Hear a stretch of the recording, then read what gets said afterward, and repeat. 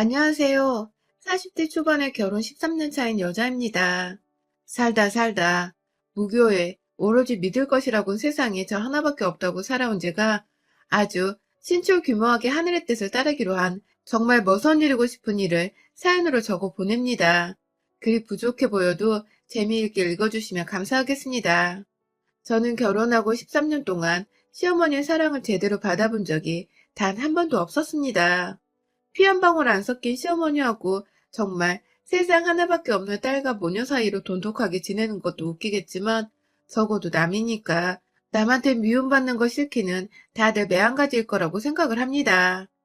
그래도 이왕이면 똑같은 인사를 건네더라도 둘이서 같이 고맙다고 주고받을 수 있거나 혹은 서로 마주하는 자리가 있더라도 서로 한 번씩 하나라도 챙겨주면서 각자가 적어도 관심을 받거나 보살핌 혹은 애정을 받고 있다고 느낄 수라도 있으면 좋겠는 마음이죠. 이왕이면 중간에서 남편이 난처해 하는 일이 없도록 시어머니랑 며느리가 둘이서 꿍짝이 잘 맞아 알아서 놀아주면 더없이 좋겠고 말입니다. 하지만 저의 경우는 어째 10년이 넘는 그 시간 동안 시어머니랑 그 흔한 고부간의 정조차도 들어본 적이 없었습니다. 일방적으로 저를 싫어해 오신 저희 시어머니의 전적인 책임이었습니다. 처음 결혼하던 때 남편이 저한테 프로포즈를 어떻게 했냐면요. 내가 집을 해올 테니 넌 몸만 와라 하면서 참 박력 있게도 결혼하자는 소리를 했습니다. 저희가 연애만 거의 5년 정도 했었고 찐사랑이라고 이미 충분히 느낄 대로 느낀 때였지만 제가 경제적으로 그리 넉넉하지 못한 친정을 두고 있는 터라 쉽사리 결혼에 대한 얘기를 꺼내지 못한 상태였어요. 결혼을 하게 되면 적어도 신부가 예단이라든지 어른들 선물이라도 뭘 하나 사드려야 하는데 정말 당장에 10,000원짜리 가방 안에 사는 것조차도 저에겐 사치스러운 때였습니다. 대학은 어찌저찌 부모님께서 좋은 일 하라고 성공하려고 가진 돈을 다 쏟아부어서 보내주셨던 것이었고 때문에 대학을 다니면서도 온 집안의 생활비가 학비에 다 들어가는 바람에 제가 아르바이트를 하면 그걸 다 엄마한테 보내주던 상황이었고요. 내내 학점 관리를 하고 알바를 하면서 하루하루를 그 흔한 커피 한 잔조차 마시러 카페를 가는 여유를 느껴보지 못한 채 살았습니다. 그래도 대학만 졸업하면 뭔가 내가 꿈꾸는 대로 카페 한번 들어가서 여유롭게 커피 한 잔을 마시는 날이 올 거라고 장담을 하면서 정말 악착같이 일을 악물고 공부하며 돈 벌며 버텼습니다. 남들보다 불쌍하고 거지같이 살았는데 더 치열하게 살았다는 이유만으로 하늘이 도우신 건지 졸업 후 취업은 제대로 성공을 했어요. 은행에 들어가서 남들 돈 모으고 저축하는 거라도 보면서 내 돈 불려보자고 은행에 입사를 했는데 지금은 제가 연봉으로 따져보면 성과급까지 합쳐서 남편보다 정확히 1,000만 원 정도 더 벌고 있는 상태입니다. 돈 10,000원에 벌벌 떠던 제가 지금은 정말 그 시절을 생각해보면 엄청난 발전을 한 상태인 것이죠. 이제는 점심때마다 카페에 들려서 아이스 아메리카노를 직접 사다 마시며 살고 있으니 제 기준에서는 일이 아무리 힘들거나 지치더라도 딱 지금처럼만 쭉 살기를 바라면서 더 욕심을 내거나 더 바랄 것이 하나도 없었답니다. 하지만 지난 젊었던 시절에는 그게 아니었어요. 취업을 하긴 했는데 출근할 때 들고 갈 만한 가방이 없어서 제가 대학 때 메고 다니던 책가방을 들고 다녔습니다. 첫 월급 받자마자 더 복 많이 들어오라고 부모님 내복 사드렸고 남은 돈 중에서 처음으로 길거리에서 파는 3만 원짜리 가방을 큰맘 먹고 샀답니다. 그게 그렇게 좋아서 싸구려에 들면 들수록 빗바래져가는 그걸 좋다고 들고 다녔었죠.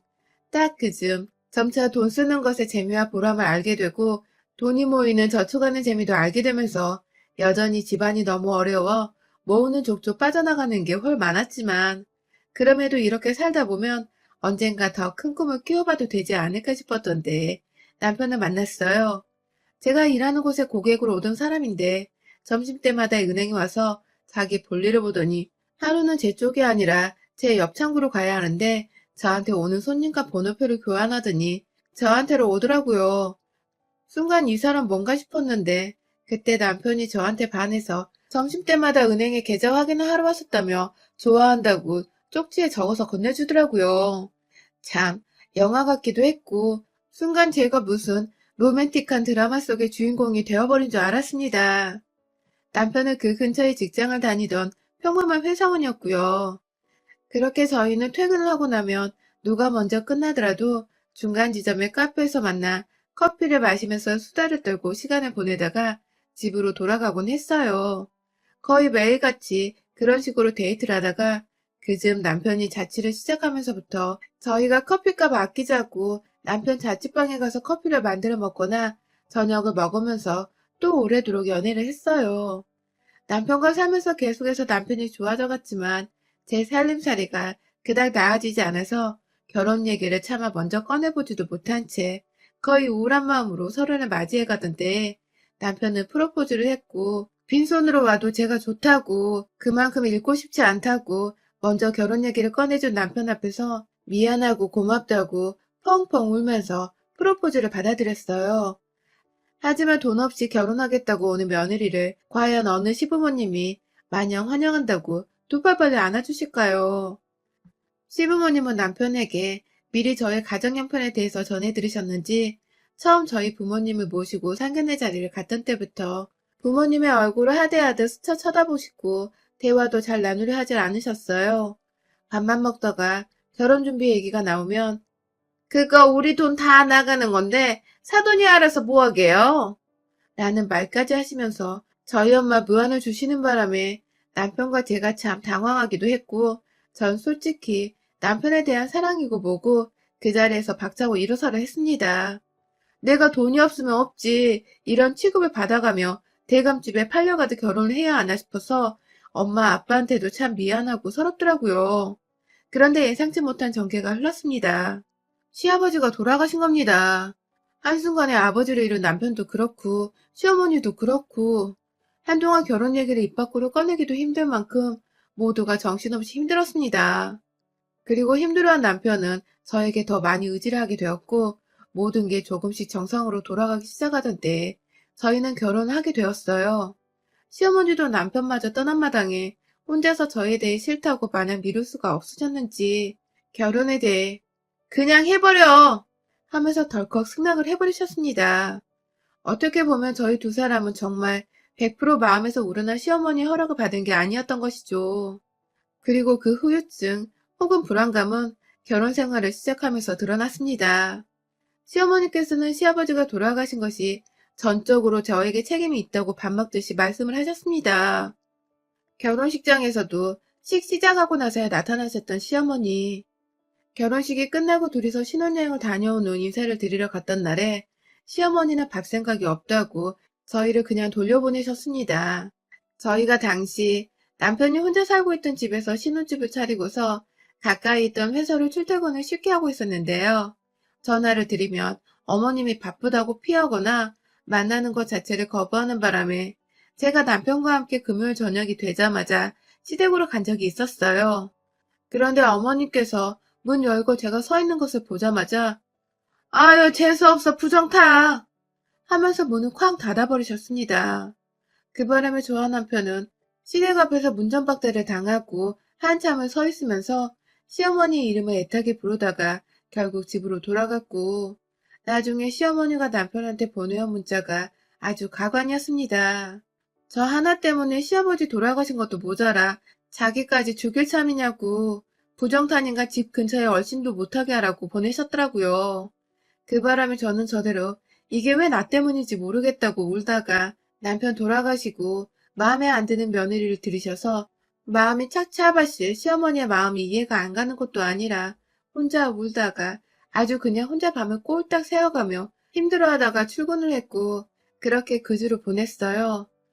이후에 남편과 제가 거의 매주 이틀, 아니 하루하루 찾아가서 시어머니께 무작정 저희야 밥 한 끼 먹어달라고 제가 밥 한 끼라도 지어드릴 수 있게 해달라고 빌면서 겨우 시댁 안에 들어갔고요.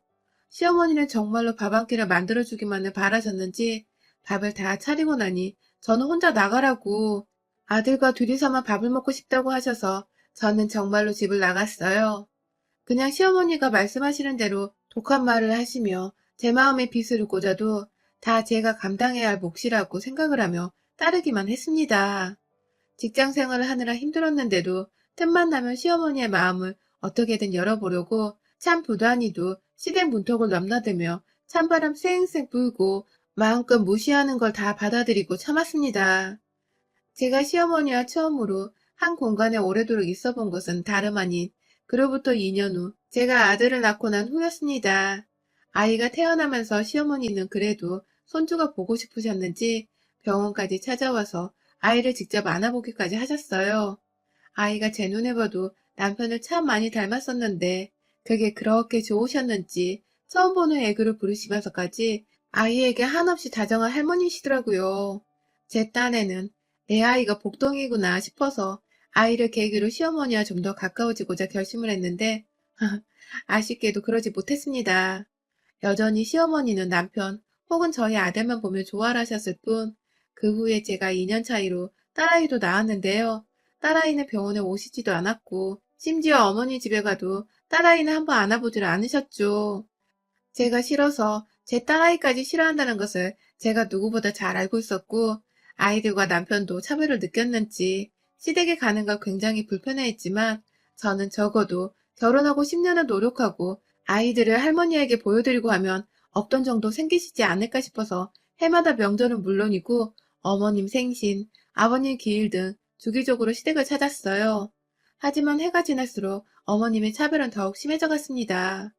급기야 그냥 데려오지 말라는데도 꾸역꾸역 저와 딸아이를 데리고 온다면서 남편을 향해서 욕을 한 바가지 했다가 저희 아들한테 너네 엄마가 사람도 죽이는 부정덩어리야 하면서 제 흉을 보셨고 그 바람에 남편이 애 데리고 뭐 하는 짓이냐며 아들을 데리고 나가려다가 시어머니가 아들을 막 붙잡는 바람에 중간에서 얘가 겁을 된통 먹고서는 한동안 시댁에 가는 걸 겁나했던 적도 있었습니다.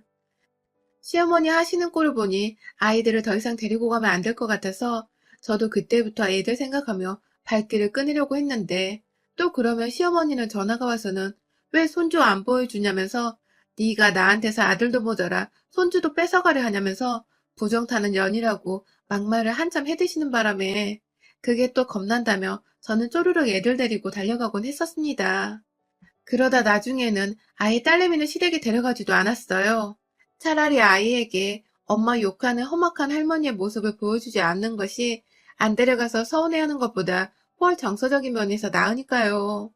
한 번은 저희 딸아이가 초등학교에 입학하기 전 저 없는 사이에 애 아빠랑 오빠 손잡고서 할머니 집을 따라간 적이 있었는데요.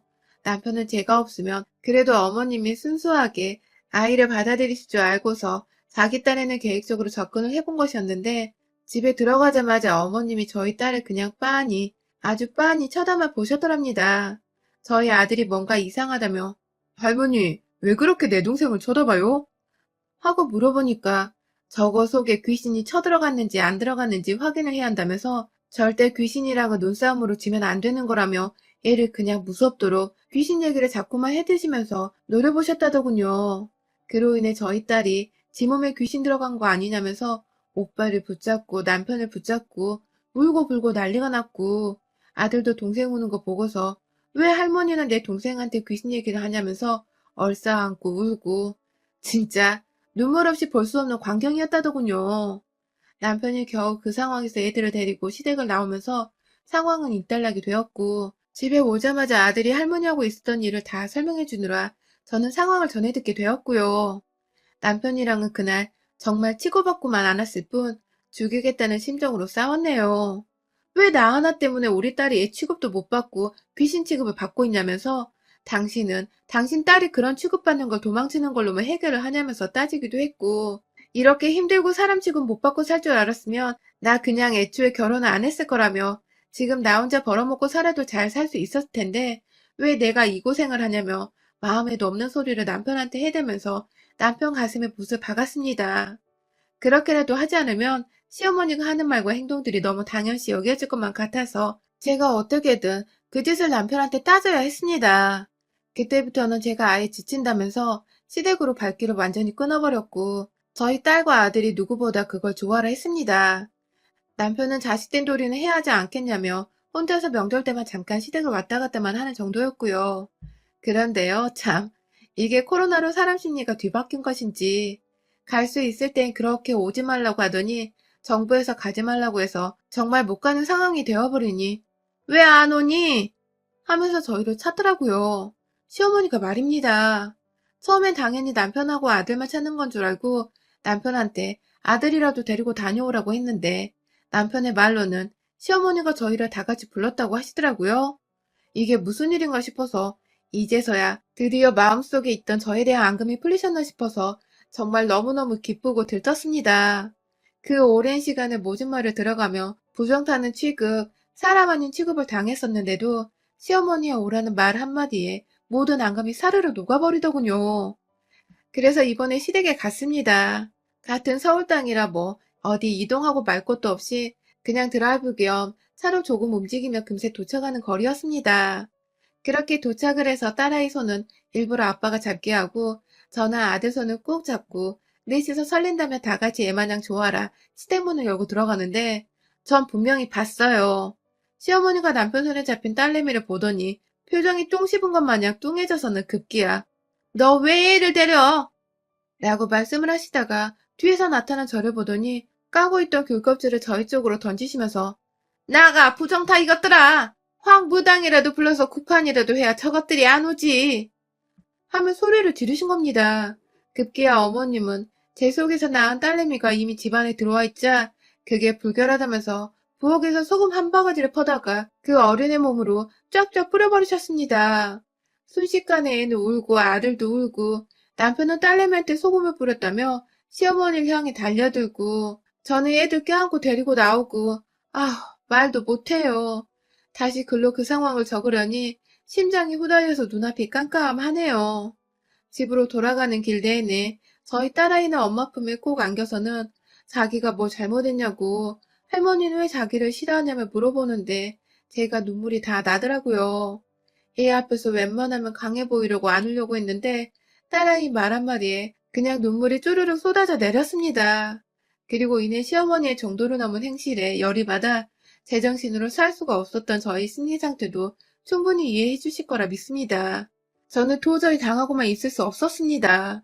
자꾸만 제가 시아버지를 돌아가시게 했다면서 집안에 불운한 기운을 들여왔다고 잴 수가 없다 하시는데 시아버지 심장마비로 돌아가신 게 어떻게 제 잘못이냐고요. 남편은 결혼하고 나서 은행원이 저한테 돈 맡겨놓고 전보다 저축도 잘하고 사는 것도 훨 안정적이게 되었다며 오히려 결혼을 천번만번 잘했다고 하고 있고 저는 저대로 결혼하고서도 직장에서 승진도 꾸준히 했고 친정에 돈을 보내드리며 장녀로서 해야 할 의무도 다하며 마음 씩씩하게 잘 살고 있는 사람이었습니다. 우리 애들도 엄마 아빠 말 잘 들으며 순하게 커주고 있어서 더 바랄 것이 없는 지금인데 자꾸만 옆에서 긁어 부스럼을 만들며 한바탕 집안을 쑥대밭으로 만드는 시어머니가 오히려 저희에겐 악귀이고 불운이었습니다. 다른 사람도 아닌 제 딸한테 아직 초등학교 졸업도 안 한 이 어린애한테 소금 테러라니. 무당 불러서 구판하고 쫓아내려 한 시어머니의 콧대를 완전히 납작하게 해줘서 제가 더 이상 쉬운 며느리도 아니고 내 새끼도 함부로 대할 만한 존재가 아니라는 걸 분명하게 일러줘야겠더라고요.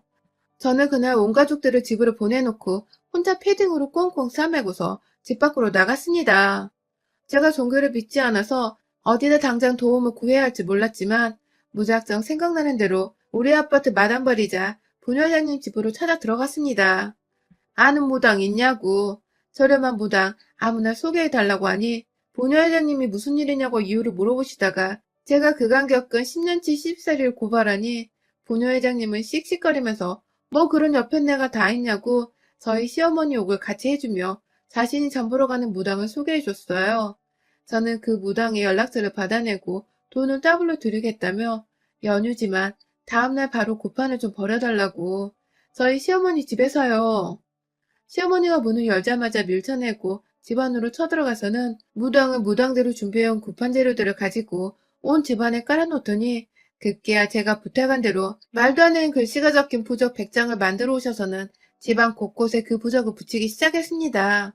아주 그냥 뭘 모르는 제가 한눈에 봐도 이 집에 귀신이 안 들러붙으면 이상할 정도인 듯 아주 으스스하고 불결해 죽겠는 정도로 집안 가득 시뻘건 부적을 붙였고 기겁을 하며 바라보고 있던 시어머니는 급기야 저한테 네가 기어코 푸르는 몰고 온다 하면서 사람 아닌 취급을 또 하시는데 그게 또 재수가 없는 바람에 저는 바로 시장하세요 라고 무당한테 신호를 보냈습니다.